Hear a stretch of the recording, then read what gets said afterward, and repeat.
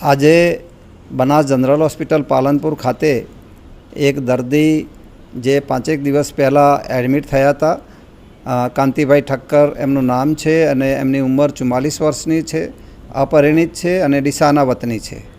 એમનું ગઈકાલ સાંજે બ્રેન ડેડ થયેલું અને એમને કાઉન્સેલિંગ કરતાં એમના સગાઓએ છે એમના અંગદાન આપવા માટેની એમને સંમતિ બતાવેલી. એના અનુસંધાનમાં અમારી ડૉક્ટરોની ટીમ એની જે સોટો અને નોટો પ્રમાણેની જે ભારત સરકાર અને ગુજરાત સરકાર શ્રીની સંસ્થાઓ છે એ અંતર્ગત જે કંઈ પ્રક્રિયા જે પ્રોસિજર કરવાની હતી એ પૂર્ણ થઈ ગયેલી છે.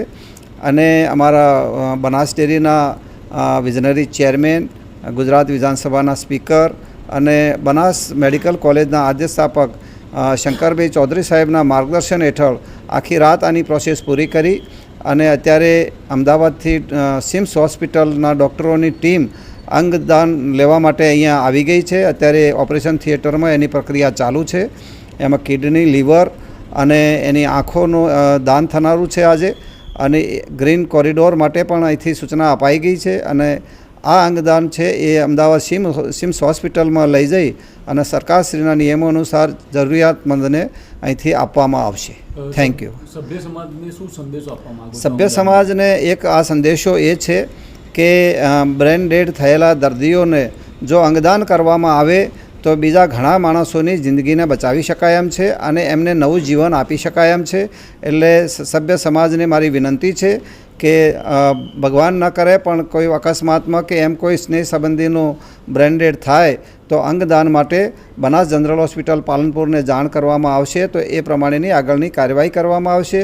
આ બનાસ જનરલ હોસ્પિટલ પાલનપુર ખાતેનું આ એક સૌથી પહેલું અંગદાનનું કામ છે અને અમારા ડૉક્ટરોની ટીમને અભિનંદન આપું છું કે એમને સફળતાપૂર્વક અભિયાન પાર પાડ્યું છે.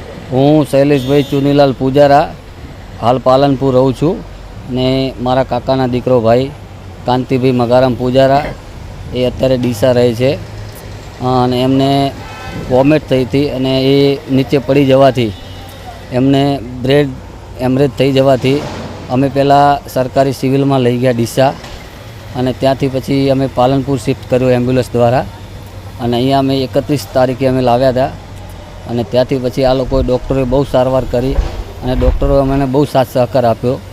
એમ છતાં એનું જીવન ન બચાવી શક્યા અમે તો, પણ અમે પછી અમારા પરિવારજનો અને એમના નાના ભાઈઓ અને એમના મમ્મીએ બધા અમે લોકો નિર્ણય કર્યો કે ચલો ભાઈ કાંતિભાઈનો તો જીવ નથી બચ્યો પણ આપણે આ એક સારું કામ કરી નાખીએ. અમારા વડીલ શ્રી એવા રમેશભાઈ આરસી પૂજારા, રવિભાઈ, મુન્નાભાઈ, આ બધા વડીલોને અમે સલાહ સૂચન લઈ